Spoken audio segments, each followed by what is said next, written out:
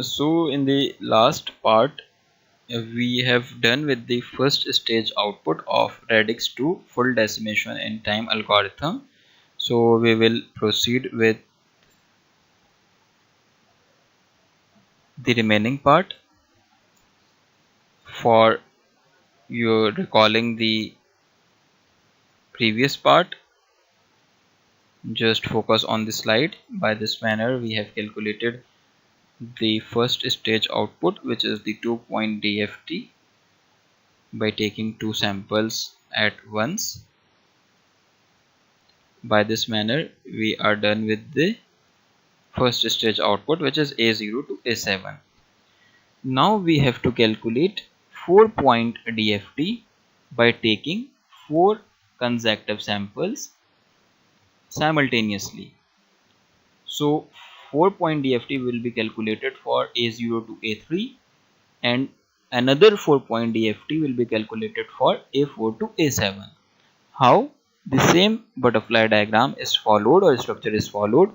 The 4 consecutive samples are taken at once.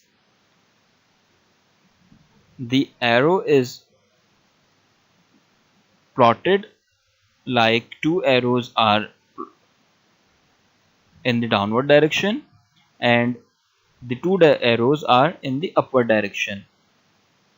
So same structure is for another 4-point DFT, 4 parallel lines and 4 arrows, in which 2 are pointing in downward direction. First 2 are pointing in the downward direction and the other 2 are pointing in the upward direction. So we have to write the total factor, which is W40 to W43. For W40 we have written it on the first diagonal arrow, for W41 on the diagonal arrow, W42 on the straight line, and W43 is on the straight line. So we have to take great care where we have writing the total factor, as the values coming from this path is obviously multiplying with these total factor. So same with the other subset of 4-point DFT. In this manner we can calculate the second stage output, which is B0 to B7. How B0 will be calculated? B0 is nothing but the result at this node, which is nothing but A0 added with A2 after A2 is multiplied with W40. So we can say A2 is first multiplied with W40 and it is then added up with A0 to yield B0. Similarly, B1, we can calculate B1 by adding up A1 with A3 after multiplying A3 with W41. So in the similar manner we can calculate B2, B3, B4 till B7. Just we have to take care of the direction of arrow and where the total factor is written. So whatever the values are coming from the path, whatever the total factor is written on that path, obviously the values will be multiplied with that total factor. So here at this stage we are getting the another intermediate output, which is 4-point DFT. Now the final stage which will yield us the final output is the 8-point DFT. For this we have to consider all the 8 values simultaneously, and we have to draw 8 parallel lines and 4 arrows pointing in downward direction and the 4 arrows pointing in upward direction. So first 4 are pointing in the downward direction and the remaining 4 are pointing in the upward direction.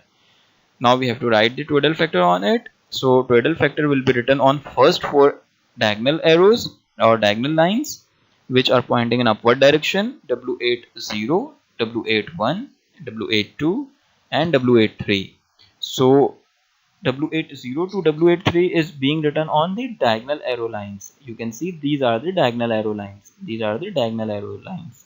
So whatever the values coming from these lines, it will automatically multiplied with this total factor. And for the remaining total factor, we have to write this on the remaining total factor on a straight line, which is W84, W85, W86 and W87. So for example, if we want to calculate x0, then x0 is nothing but the value before multiplied with W80, and it is then added up with the B0, because x0, which is the final result, is actually the result at this node, which is the summation of this path and this path. And from this path we are getting B0, and from this path we are getting B4 after B4 is multiplying with W80. So two values are being added up this point, which is nothing but x0. So similarly, in this manner we can calculate the other values, which is x0 to x7, and we can obtain the final result, which is in accordance to the radix 2 algorithm, which is full decimation in time of fast Fourier transform.